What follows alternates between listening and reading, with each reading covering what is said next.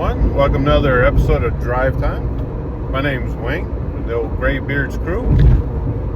I just thought I'd start this off and say the tragedy that happened earlier this week in Minneapolis. My heart goes out to those families affected by that mass shooting. Very tragic. I have no words other than the families are in my thoughts and prayers, and God bless those that tragically lost their lives. Anyways, I like to keep this as a vehicle type channel, if you will, or blog. I wanted to talk a little bit about what drives me nuts.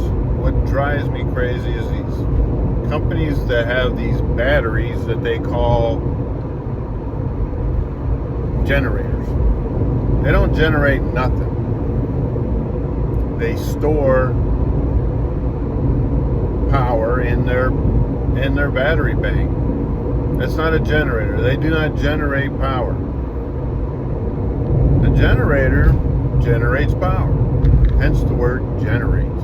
Generators. Now a solar panel hooked to it, the solar panel actually generates the power and stores it in these power banks, if you will. I don't know why they call them. I don't know. I just don't understand that. Maybe someone can help me understand that. It just doesn't make sense to me.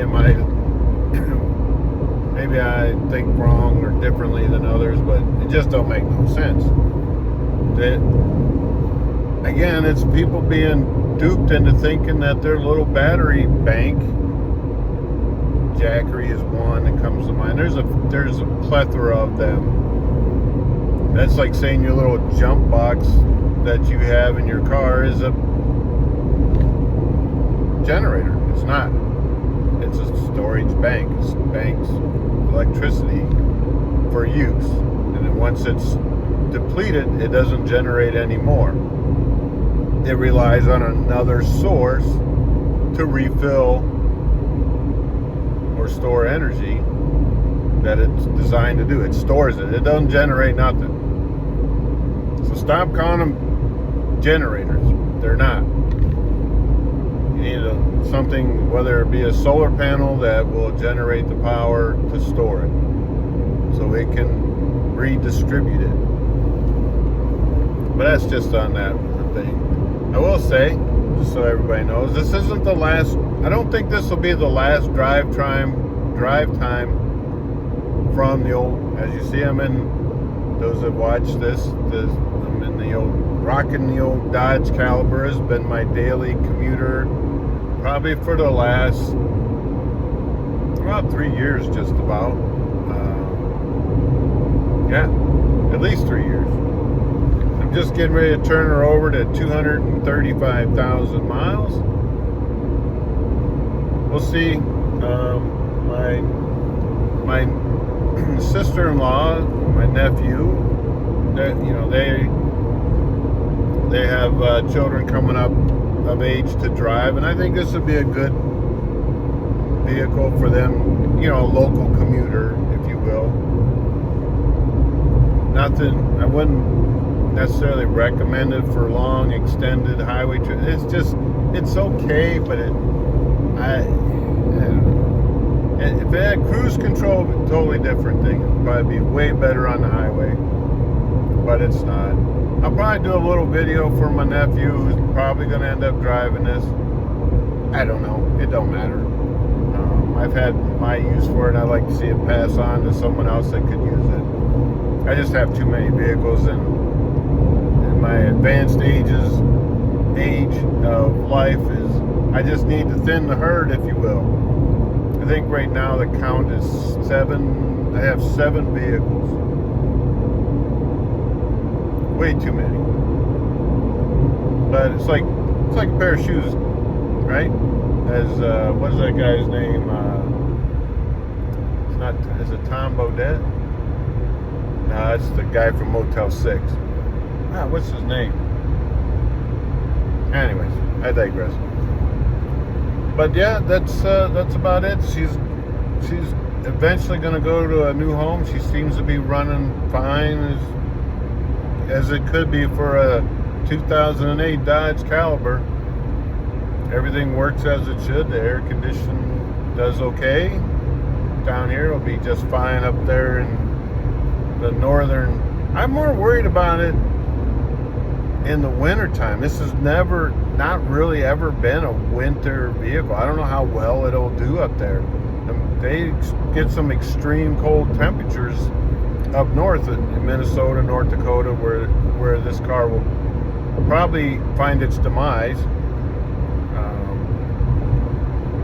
But I think we paid $16,000 or $18,000 for this car when it was brand new.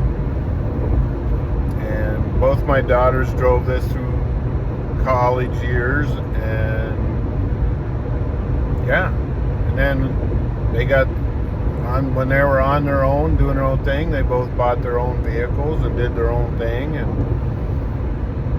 and hopefully, even if he gets 6 months out of it, good for him. Hopefully they take care of it.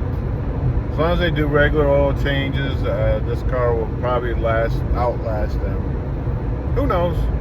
It may only have another 10,000 miles in it.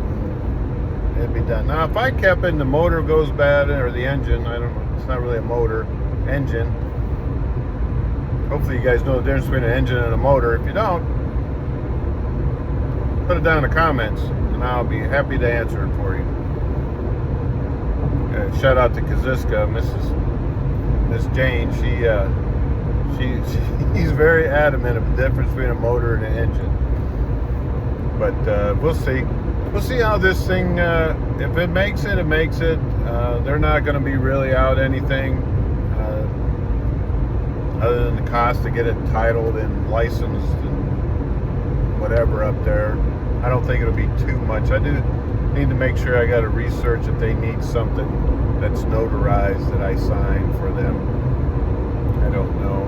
Some states require a notary on the title of things.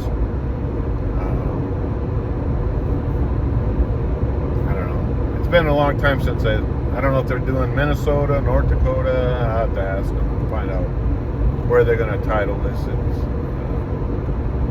I'm sure it'll be somewhere up there. But anyways, I hope they do well. It does. I hope the car is just ridiculous. It's not perfect. It's got its little quirks here and there, but for the most part, it does its own thing. What else? There was something else. But anyways, back to the generators. I think those battery banks are a good thing if you're just going to do a temporary run something for a short period of time. I think they would work just fine. Depends on what, just like if you know anything about electricity, it's all about how many amps or watts that you're drawing from it. They talk about how long, things are more, what kind of appliance you're. I would love to see how they talk about how well these things will do, how long they'll run things. A weekend camping trip is probably just fine. I would imagine they have a purpose, but the cost of them is so expensive. I think you could get a smaller generator, gas-powered generator, that would probably do just as well. But if you're in a confined space, you can't have the generator right there. Where these battery banks do make it nice, you can have them indoors and you don't have to worry about exhaust. So. But that's my 2 cents on the old battery banks. They're not bad generators or whatever they're calling them. Let me know what you think down there in the old bleak blue down there. Computer, as Derek from Vice Grip Garage says. if you think about it, give me a thumbs up if you like the content. It just tells me that you're interested in listening to me babble on for about 10 plus minutes. It really cuts my driving, goes by quick. Anyways, take care, and I'll catch you on the next one. God bless.